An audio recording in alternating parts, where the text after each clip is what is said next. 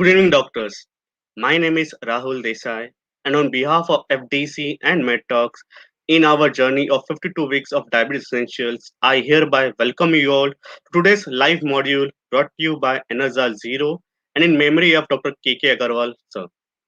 Dear viewers, today Dr. Sanjay Kalra, sir, will take us through today's topic, that is of diabetes formula, which is very much essential for doctors in their clinical practice for proper control of glucose and the further protocols.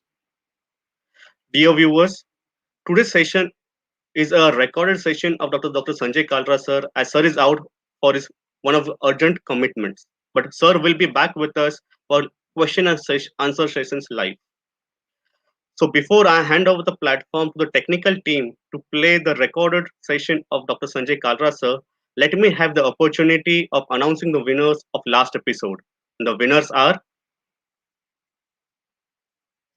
from Delhi, we have Dr. Umesh Kumar Malhotra, Dr. Vinod Ladia, Dr. Rajan Pradhan, Dr. S.R. Elwadi. From Haryana, Dr. Manish Kumar Jain, Dr. I.C. Garg. From Punjab, we have Dr. Namrata Puri and Dr. Sanjeev Puri.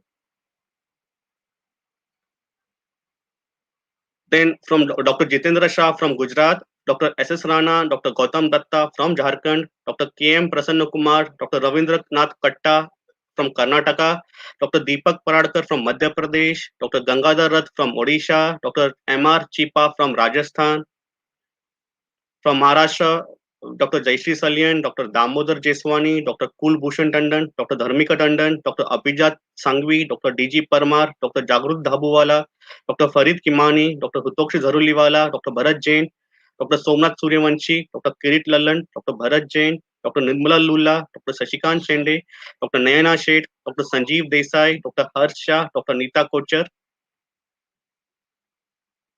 Dr. Irfanullah, Dr. Surjit Kalsi, Dr. Arun Kumar Garg, Dr. Ashwini Kumar, Dr. Rajesh Jain, Dr. Javed Ahmed, and Dr. Suresh Kushwa from Uttar Pradesh.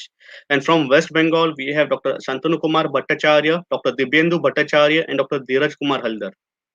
So, congratulations to all the winners.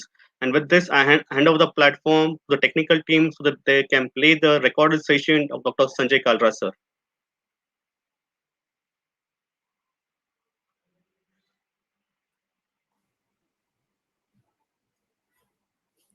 Good day, friends.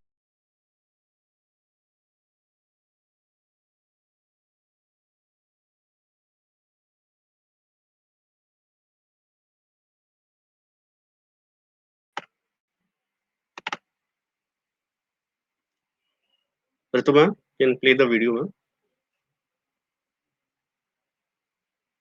Sorry for the technical disturbance.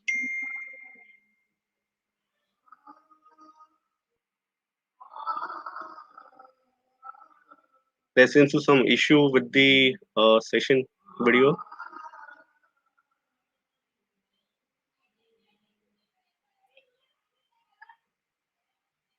Friends, and a warm welcome to this edition of Diabetes Essentials. India is a very special country. We are very good at innovation. We are very good at invention. But what we are best at is improvisation. And that is what we discussed last week when we spoke about diabetes jugaad. Apart from the jugads that we discussed, there are many other ways in which we can improve, in which we can innovate, in which we can help ourselves do a better job of diabetes care. One of the ways in which we do this is by employing something that is called heuristics. Now, heuristics is a very heavy sounding kind of an English name, but in simple words, what it means is shortcuts. That's all it means. A heuristic is a shortcut, or it is a rule of thumb that we follow, or it is something that helps us facilitate our decisions. The term that is used by psychologists is fast and frugal rules. So in a busy clinic, like we all face every day, we have to be fast. In a resource challenge setting where you cannot get too many investigations done for your patients, you have to be frugal. So being fast and frugal, we need to employ some heuristics, something to fall back upon. Let me discuss 4 types of heuristics before we go on into today's discussion. All begin with the letter A. First is archetypal. An archetypal heuristic would mean maybe somebody has come from Eastern India, so the patient has Kala Azar. Somebody has come in current days from Uttar Pradesh, so the patient has dengue fever. This is an archetype. Somebody has got fever in Kerala, it has to be COVID. You create an archetype, or you create a platform upon which you make your decisions. In diabetes, archetypal heuristics do work. Somebody is obese, it means he has type 2 diabetes. Somebody is lean and thin, the patient may have type 1 or pancreatic diabetes. If the patient is fair complexioned in my clinic, chances of being type 1 diabetes are more. If the patient has a normal Indian complexion, chances of pancreatic diabetes are more. So this is an archetype which I follow. There are also availability heuristics. Availability means your brain uses whatever is available to it. So maybe in the last 1 month, I read a few news articles, or I happened to listen to an article which talks about type 3 diabetes, Alzheimer's disease, and diabetes. Then I will begin looking for Alzheimer's disease in all my patients. On the other hand, if I'd happened to attend a couple of lectures on maybe Jugaad, diabetes Jugaad, then I will just keep on searching for opportunities when I can play that Jugaad. Affect heuristics are very important, and they do affect me as well. Let me be the first one to admit this. Affect means what is my affect or what is my mood at any point of the day. There is something known as compassion fatigue. If it's early morning, I'm in a happy mood, I will spend more time motivating a patient to take insulin. If it's afternoon, I'm tired, then I may not spend so much time motivating a patient to take insulin. I will write a prescription for oral drugs and ask the patient to come back next week. So my affect or my mood is affecting my decision making. This is the compassion fatigue. It is also physical fatigue. So be aware that in your clinics, try to avoid physical fatigue, try to avoid compassion fatigue or emotional fatigue. Take breaks every now in between so that you can do a good job for all your patients. The fourth heuristic is known as anchoring heuristic. And we'll talk about this later when we come to our discussion on insulin today. So 4 types of heuristics. These are important for diabetes practice. They are important for everything we do in our clinic, in our life. So archetypal, availability, affect, and anchoring. We should be aware of these, and we should be able to use these to our benefit. We should be able to use these as strengths, not as weaknesses. Now, our work today is to talk about formulae. So when you talk of formula, you think of numbers. So let's just think of some numbers and how we can use them. It's difficult to remember so many facts in medicine, but if you put them together, it becomes much easier. So HbA1c target is less than 7. The WHO definition of severe anemia is less than 7. 7% A1c, 7 gram percent hemoglobin. That is the definition of severe anemia. Thinking of hemoglobin, as the hemoglobin falls by 1 gram percent, the ESR rises by 10 millimeter. This may not be very accurate, but it is a heuristic. It is something that makes you think fast and frugally. What is our blink rate? Our eyes are blinking. How frequent is it? We do not know. But if we anchor it with the respiratory rate, it becomes easier. But now what's my respiratory rate? This is 1/4 of my pulse rate. So now this is anchoring. I can remember 3 facts at the cost of just 1. So my blink rate is equal to my respiratory rate, which is 25% of my pulse rate. We said that when we think of formulae, we think of numbers, but we can also think of letters as well. So when will you screen for diabetes in your clinic? When will you counsel your patients to get their family members, friends, and colleagues screened? The answer is the dholki or the drum. In Hindi, we say, diabetes ke dhol baj rahe hain India mein. The drums of diabetes are beating. So when will we search for diabetes and pre-diabetes proactively? Dholki tells us that we will search for diabetes if there is darkening of skin, that is acanthosis nigricans, D. H for hypertension, history of GDM in the past, history of diabetes in the family, history of cardiovascular disease in the family or in oneself. O for obesity, obstructive sleep apnea, and ovarian syndrome, polycystic ovary syndrome. L for fatty liver and lipidemia, dyslipidemia. K for kidney disease, which is assessed by albuminuria or microalbuminuria. So if you see a patient with albuminuria, you must get a glucose done. And I is for infections. There are some infections which are directly and significantly associated with the risk of diabetes. These include hepatitis B, HIV, tuberculosis, and STDs, sexually transmitted disease or genitourinary diseases. This year, COVID-19 has been added to the list. But apart from these, if your patient comes with any sort of infection which is resistant or refractory or recurrent, you must screen for diabetes. If your patient comes with an infection that is significant and has a fair chance of impacting life or organ or function, then again, a glucose is mandatory. We have spoken about some numbers. We have spoken about how to assess, how to screen for diabetes. But after that, the story is not over. Once you have diagnosed diabetes, you have to screen for complications. Now, the three macrovascular complications go together. They go hand in hand. This is a heuristic. Coronary artery disease, cerebral artery disease, and peripheral artery disease. And the chances of polyvascular bed involvement are quite high in diabetes. So if you have a patient with CAD, do think of stroke. If you have a patient with PAD, peripheral arterial disease, do not forget coronary and cerebrovascular beds.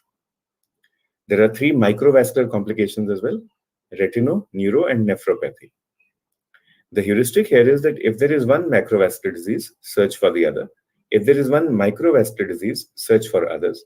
This is known as reno-retinal association. Reno-retinal association. There are some situations where there is reno-retinal dissociation as well. The retinal health is different, the renal health is different. In such cases, actually, you will think of non-diabetic causes. But the heuristic here is that there are three bridges between macro and microvasculature. So if you have a patient with microalbuminuria, assess for both macro and microvascular health. If you have a patient with erectile dysfunction, assess for both. And if you suspect cardiac autonomic neuropathy, assess for both. So cardiac autonomic neuropathy is actually the bridge between macro and microvascular health. We have spoken of macrovascular health and we spoke of coronary artery disease. But you will find that in many people with diabetes, patients have silent or atypical angina. So they will not come with classic pain. So these ABCDE symptoms, and I would like to thank Dr. Kamal Kishore, a cardiologist from Karnal in Haryana, for helping me with this. These ABCDE heuristics help us remember when to focus more on angina. You may wish to treat the patient yourself. You may wish to refer to a specialist, but you have to think of the heart. And these are patients who come to you in an acute setting with atypical site pain, anywhere from the jaw of the mandible to the umbilicus, breathlessness, clamminess of the skin or profuse sweating, dry mouth, ABCD, all occurring at exertion or exercise and then relieved by rest. If it is a myocardial infarction, it will not be relieved by rest. In other settings, you might find another set of ABCDE, A for arrhythmias, B for biochemical abnormalities like albuminuria, dyslipidemia, we mentioned them just now. C for claudication pain, that is peripheral arterial disease. D for dizziness, which might imply cardiac autonomic neuropathy. And E for erectile dysfunction. So arrhythmia, biochemical abnormality, claudication, dizziness, and ED. All these may suggest a myocardial or polyvascular bed involvement. So these heuristics also help us, and keep them at the top of your mind. They help us take a good history and help us triage our patients.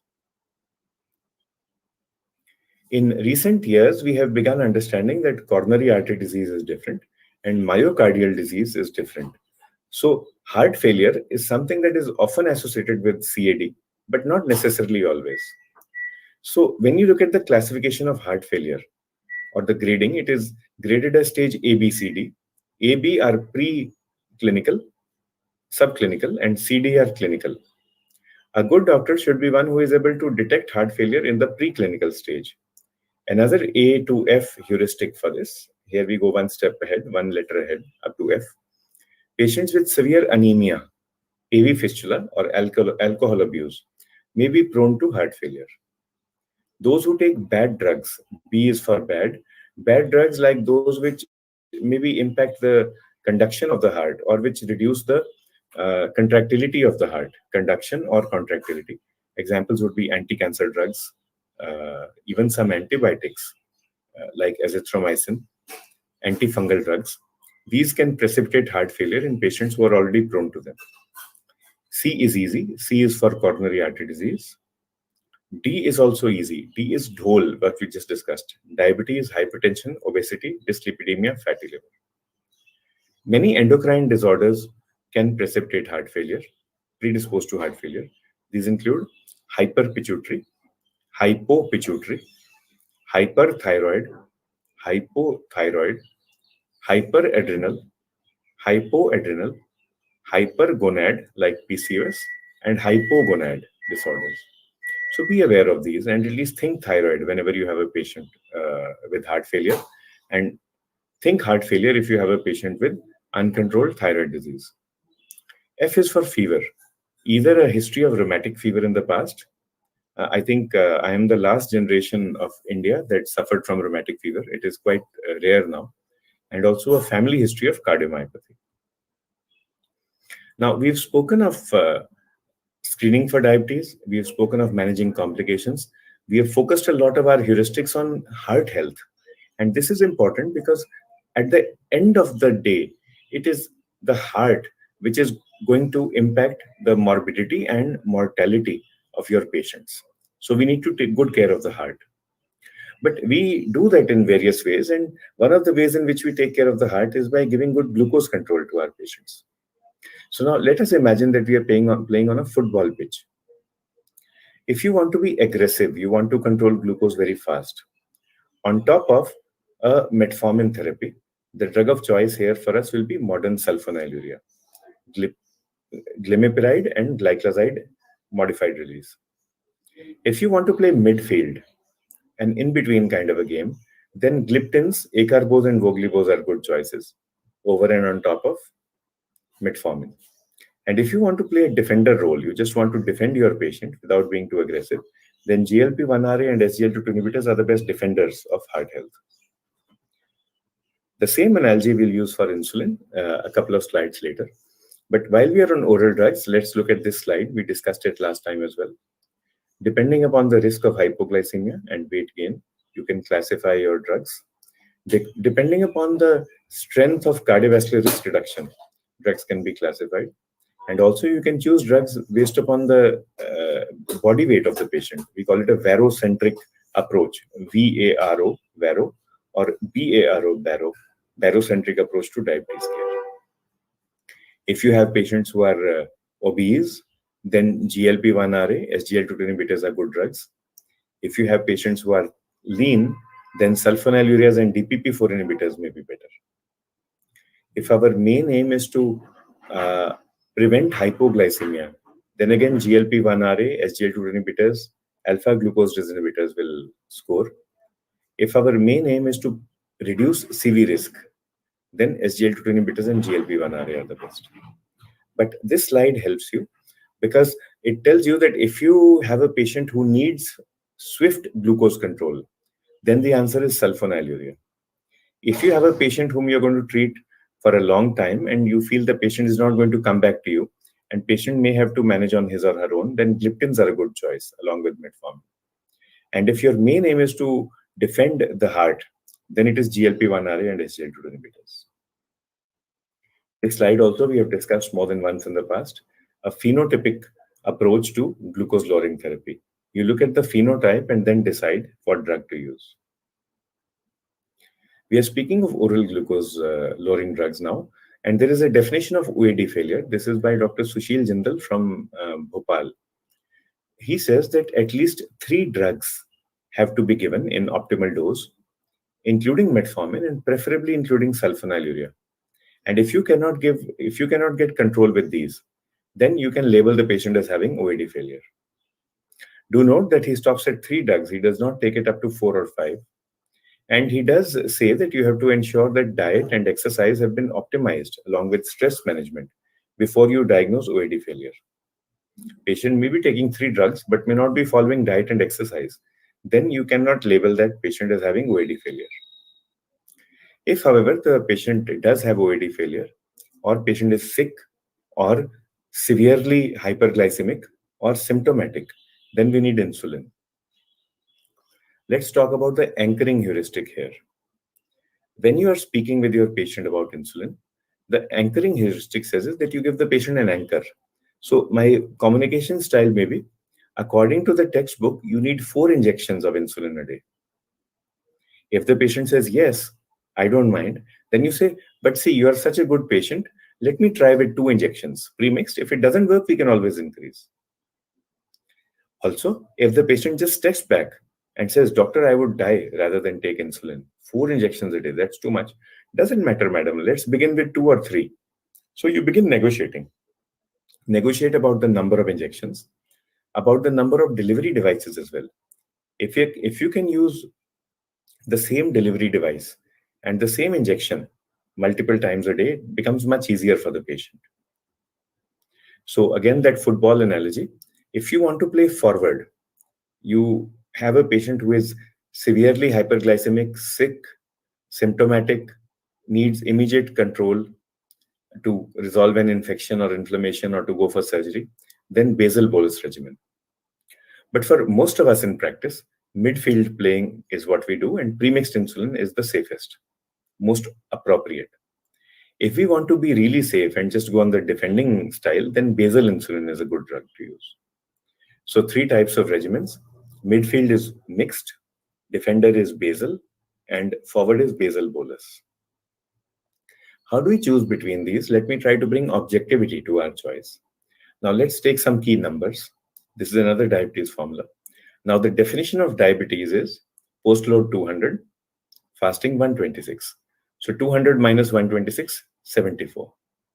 The definition of pre-diabetes is post-load 140, preload 100. So 140 by 100 minus 100 is 40.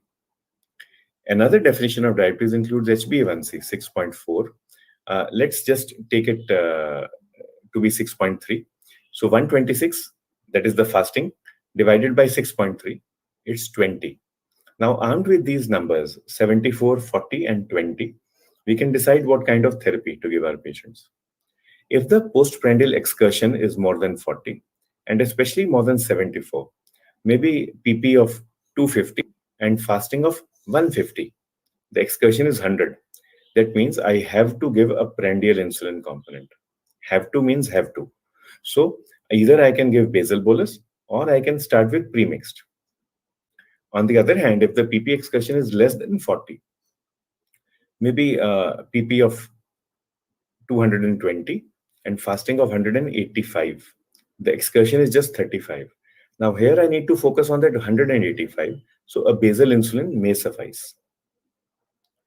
Another formula, fasting glucose divided by A1C, and see 126 divided by 6.3 was our anchor. If it is more than 20, fasting divided by A1C is more than 20, it means there is predominant basal hyperglycemia. Fasting of maybe 250 and HbA1c of 10. 250 divided by 10 is 25. So I need to focus on the basal insulin. I need to give basal insulin to focus on the fasting hyperglycemia. If, however, fasting is 150 and A1C is 10, 150 divided by 10 means 15. This is a low number. It means there is more of prandial hyperglycemia. So I will need more of prandial coverage as well. So this is a simple way of bringing objectivity to choice. We have talked today about heuristics. We talked about anchoring. We showed you how to anchor your patient. Madam, ideally, I should be giving you 4 injections or 10 tablets a day. but how much do you want? Let's share the decision making. Let's share the responsibility. That was an anchoring heuristic. An affect heuristic: be insightful about your own mood, the mood of your staff. If you are happy, if you are compassionate, you will be able to help your patient more. If you feel that you are getting tired physically or psychologically, it's time to take a break. Take a 5 minutes break for a cup of tea. If you feel you cannot do that, you just share responsibility. You send the patient to your receptionist, or you buy time. Why don't you get a urine sugar done? Why don't you get a blood glucose done again after half an hour? Why don't you take a bottle of Enerzal Zero? Madam, you have come complaining of uneasiness or ghabrahat or sustu or susti. There can be many reasons for this. It just might be some electrolyte deficiency. So why don't you take this bottle of Enerzal Zero? Maybe along with that, a tablet of clonazepam or Stemitil, promethazine, whatever you feel is appropriate. And let's check your BP and glucose again after 15 minutes or 30 minutes. This gives you a breather. Patient also feels happy that he or she was taken care of. Another was availability heuristic. So availability, we said, is what you listen to. Now that we have listened to all these, the availability heuristic tells us that we will focus more on cardiovascular health and more on phenotypic triage in our patients, based upon what we have discussed today. That is a welcome development, I feel. And another heuristic that we discussed was archetypal. Over the past few weeks, we have been discussing archetypal heuristics. We have been creating archetypes. Archetype of a patient who needs sulfonylurea, archetype of a patient who needs insulin. So that is the way to go. Archetypal heuristics will help. Do remember that apart from type 2 diabetes, your patient may have adult type 1, that is LADA, or pancreatic, or MODI. So be aware of all these also when you use these heuristics in practice. We've had a great day today. Last week we spoke about Jugaad. This week we've spoken about formulae or heuristics. And now let's see what the answers were to the questions that we got from last week. This measure does not help to prevent diabetes complications, eliminating all carbohydrates from diet. We do not need to give a zero carb diet. That will actually cause more complications in diabetes. And which electrolyte deficiency causes all these? The answer is actually hypocalcemia, but the answer was given in the question itself. Hypomagnesemia is also associated with all these. We'll move on to our questions for this week, and then we'll take questions and answers. In the meantime, I wish you all the best with your clinical practice. Do enjoy using these jugaads or improvisations and these heuristics or shortcuts for the betterment of your patients.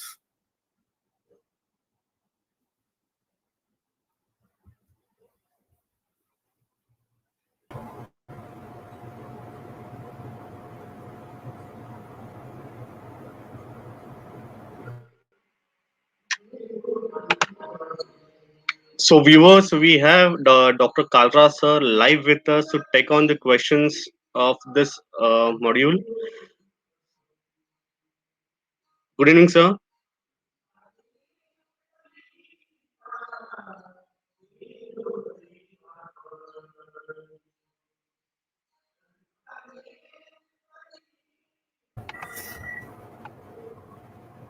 Good evening, sir. Good evening, everybody, and I hope everybody had a pleasant Sunday. Yes, sir. So, the platform is over to you now. Thank you. We need the slides for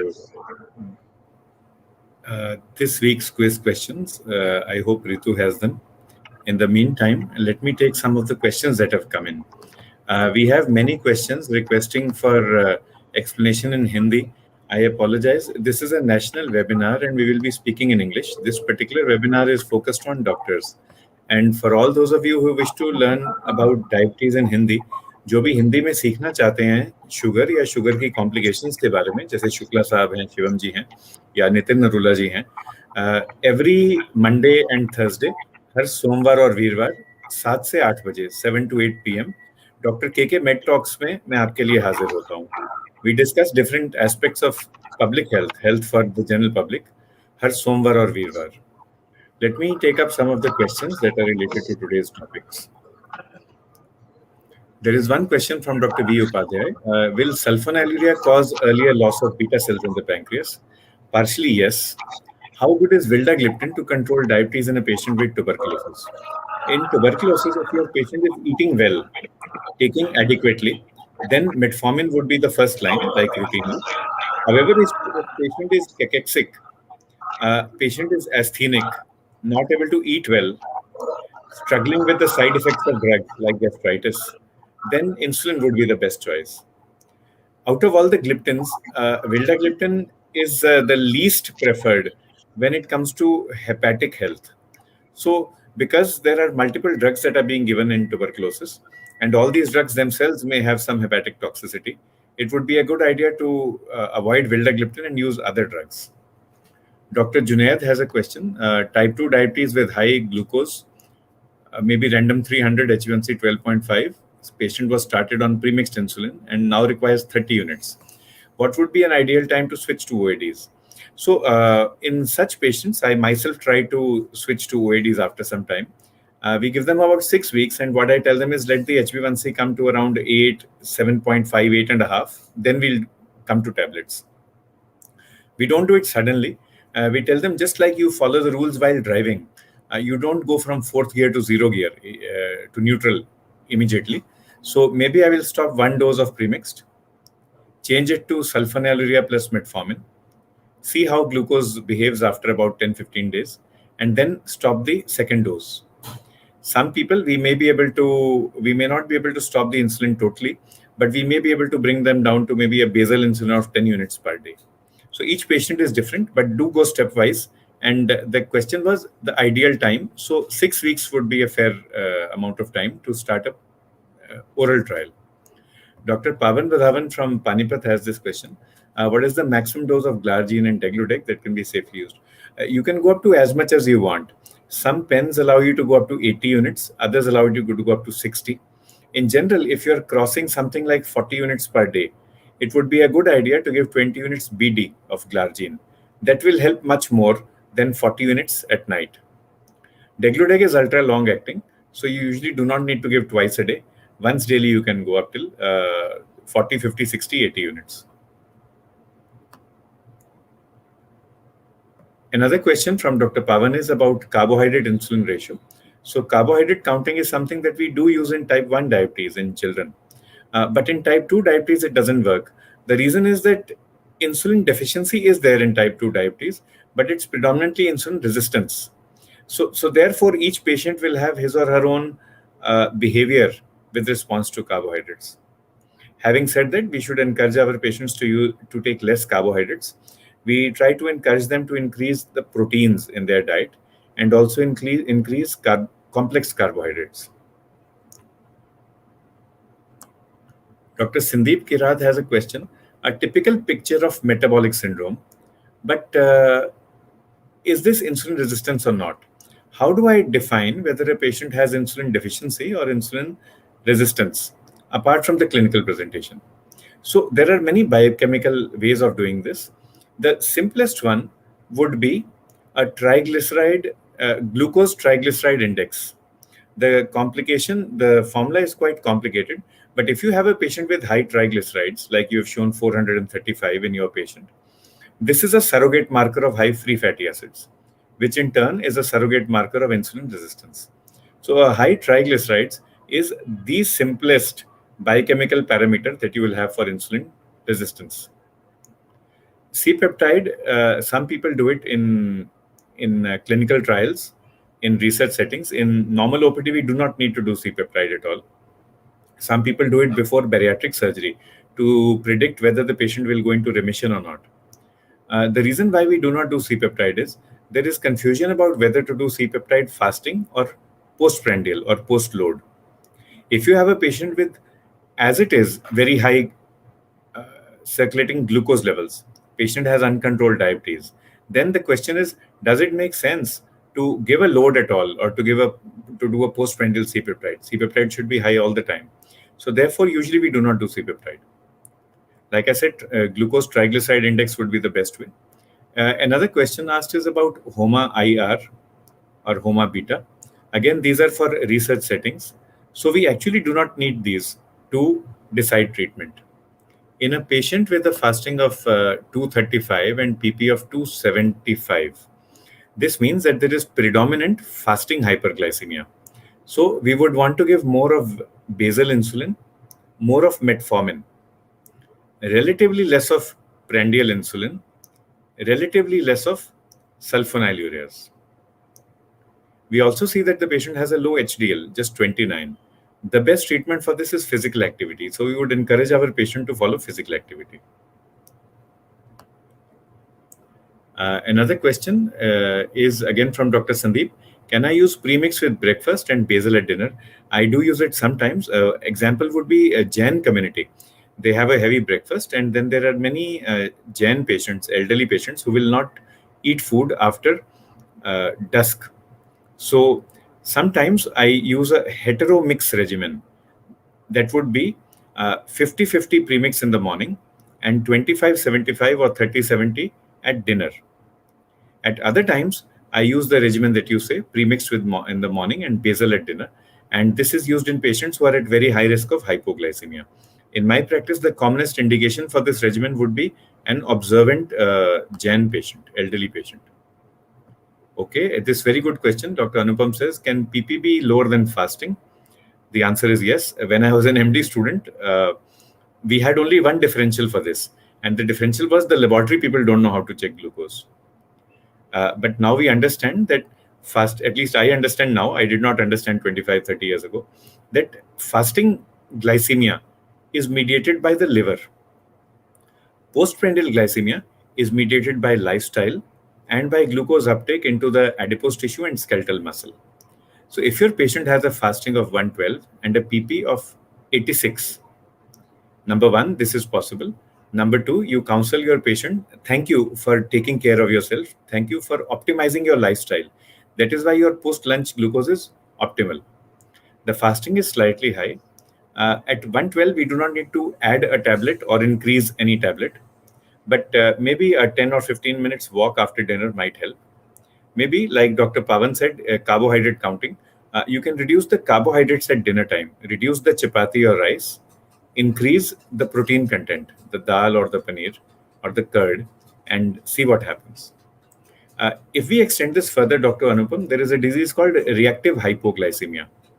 What happens is you have a normal glucose fasting, maybe 90, then you take a meal, and 2 or 3 hours after the meal, usually 3 to 3.5 hours after the meal, the body reacts and goes into hypoglycemia, 50, 60, 70, much below the fasting, and this is symptomatic also.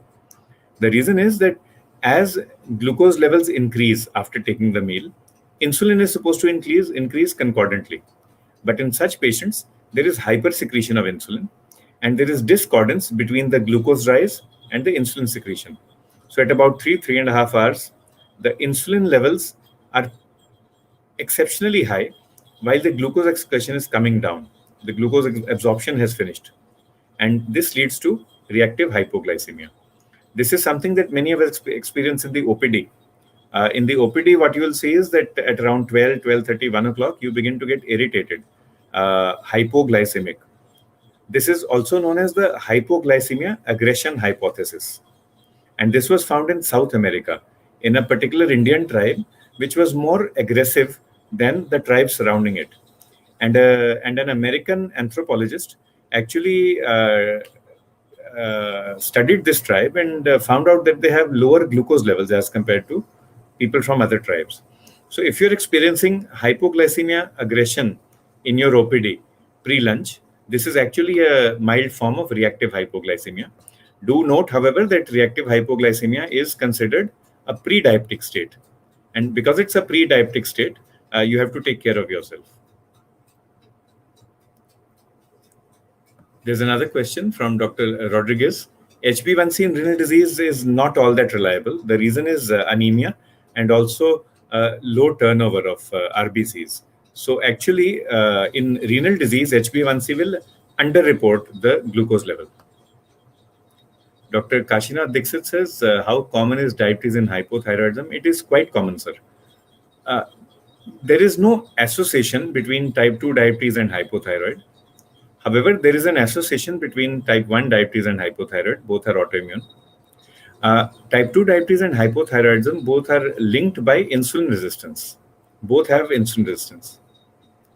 When do we stop OADs in patients on insulin? It will vary from patient to patient. Depends upon why we started in the first place. If you have a patient with recent onset diabetes, short duration of uncontrolled diabetes, a very clear cut reason for the poor control, and you have been able to correct that reason, whether it was medical or surgical or psychosocial, then we can think of stopping OADs. Also, remember that the patient should have good hepatic function and renal function before you think of stopping OADs, stopping insulin and starting OADs. If, however, the patient has long-standing diabetes, long-standing poor control of diabetes, there is no single reason for poor control that you can identify and therefore that you can correct, and patient may be having renal impairment or hepatic impairment, then it would be a good idea to continue insulin. Dr. Surinder Gupta opines that many times patients take high potency sulfonylureas even though they don't need it, and they're doing well even with non-secretagogues, right? Why that patient was suffering from hyperglycemia and nocturnal polyuria? See, if the patient has nocturnal polyuria, there has to be a reason. It can be diabetes, it can be UTI, it can be benign prostatic hypertrophy, it can be other causes. So we need to find the reason for nocturnal polyuria. First, we correct the hyperglycemia. If we are able to correct with non-secretagogues, fine. But if not, do not hesitate in using sulfonylureas. However, do use the modern ones only, glimepiride and glyclazide MR, and do not use high potency sulfonylureas. Stop at 50% of maximum dose, which would be something like the maximum we should use in our practice would be 4 milligram of glimepiride and maybe 120 milligram of glyclazide MR. Dr. Bimla Kapoor describes a patient, a 70-year-old patient with on insulin, Novorapid 10 units, 8 units, and 8 units, and Rizodex 16 at 10. Okay, so there is an error here. And also MF2BD, metformin 2BD, and Glixambi 1. And HbA1c is more than 10.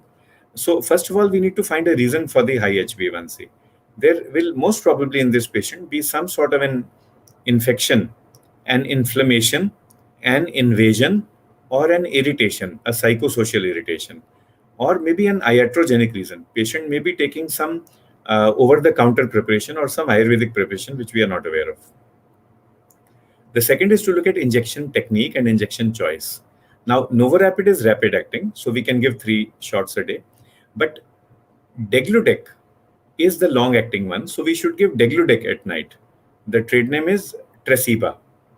If we do not want to use that, we can also use Toujeo or Levemir or Lentus or Bezaglar.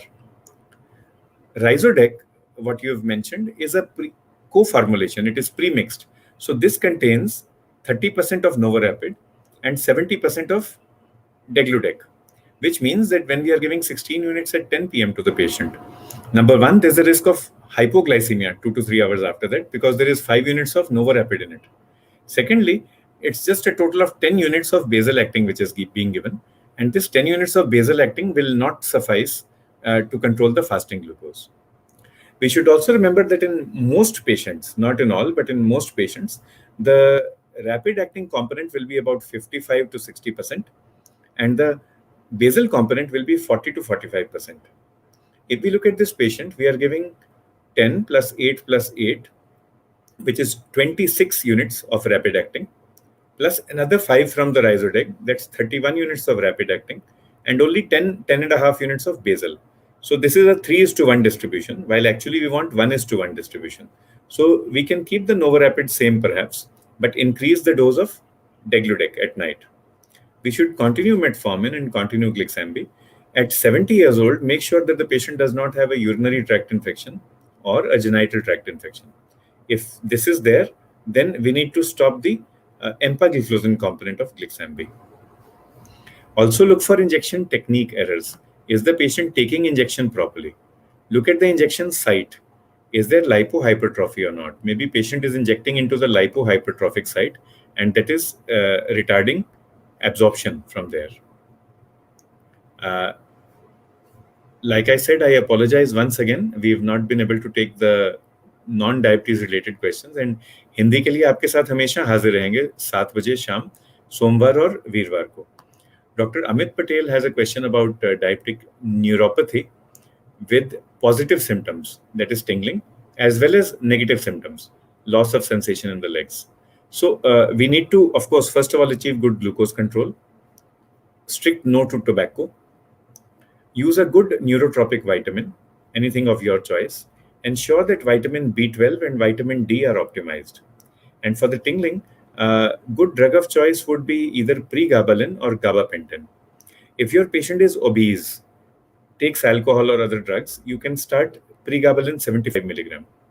If, however, patient is thin, non-obese, and is not used to taking alcohol or other drugs, then gabapentin 100 milligram would be a safer drug to begin with.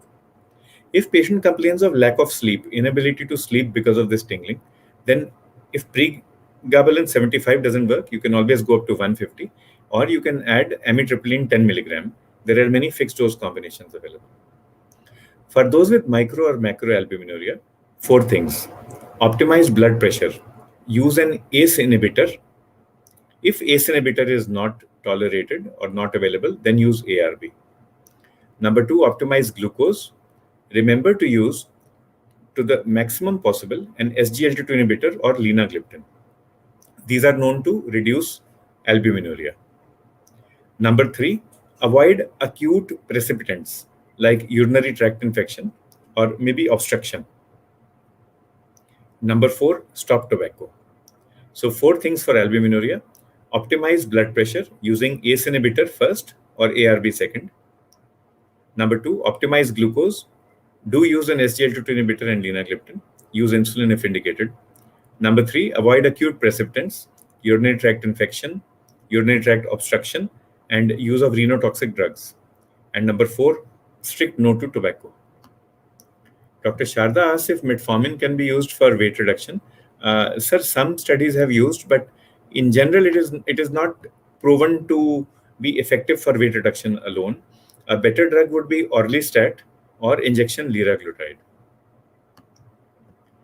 We've taken all the questions. For those who have diabetes and who have joined with us, feel free to take fruits if you are well controlled. Small amounts of fruits at regular intervals.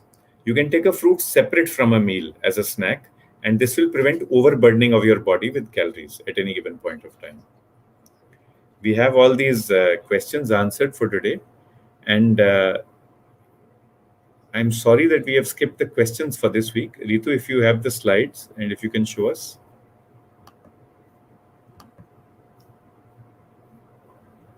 Otherwise, if you can just wait for a minute, I'll share the questions.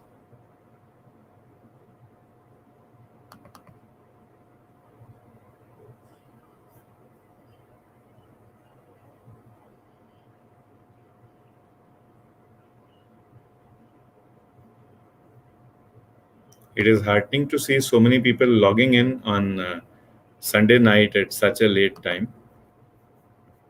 And I thank everybody for sparing their time for us. But diabetes is a really important issue. We cannot we cannot let this be. We just have to fight diabetes, and if we do that, we will be able to overcome this illness. We may not be able to overcome diabetes, but we'll certainly be able to overcome the complications of diabetes.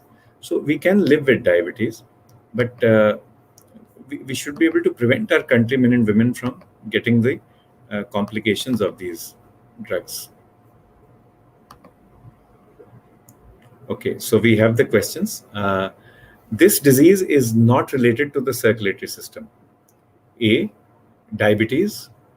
B, hypertension. C, diphtheria. and D, coronary thrombosis. So, which of these is not related to the circulatory system? Diabetes, hypertension, diphtheria, or coronary thrombosis? Our second question, the NRZL 0 question of the week. A patient presents with decreased deep tendon reflexes, muscle weakness and fatigue, and altered LOC, constipation, and abdominal pain. What electrolyte imbalance is suspected? Is it A, hypernatremia, B, sorry, hyponatremia, B, hypocalcemia, C, hypercalcemia, and D, hypomagnesemia? Just hypomagnesemia. So once again, patient presents with decreased deep tendon reflexes, muscle weakness and fatigue, uh, constipation and abdominal pain. What is the electrolyte imbalance that you suspect? Is it low sodium, low calcium, high calcium, or low magnesium?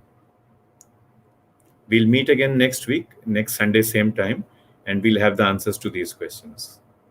Thank you, and thanks a lot for your patience this week. Thank you, sir. Finally, you could take all the questions, and I'm very happy that all the viewers who were eager to see you and taking the live questions are actually finally relieved.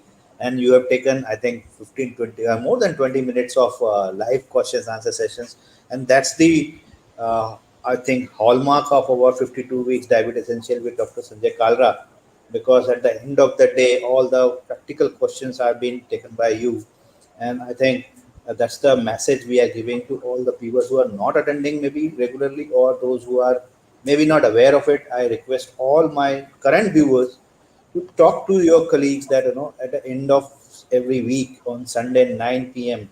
Dr. Sanjay Kalra is available to take care of all the clinical questions which they may be figuring out or may not be able to figuring out, especially of I've seen looking into the questions of insulin and insulin related and maybe triple drugs and insulin combination related questions have been handsomely taken by Dr. Sanjay Kalra. I'm very thankful to you, sir, and looking forward to see you next week. Thank you very much. Jai Hind.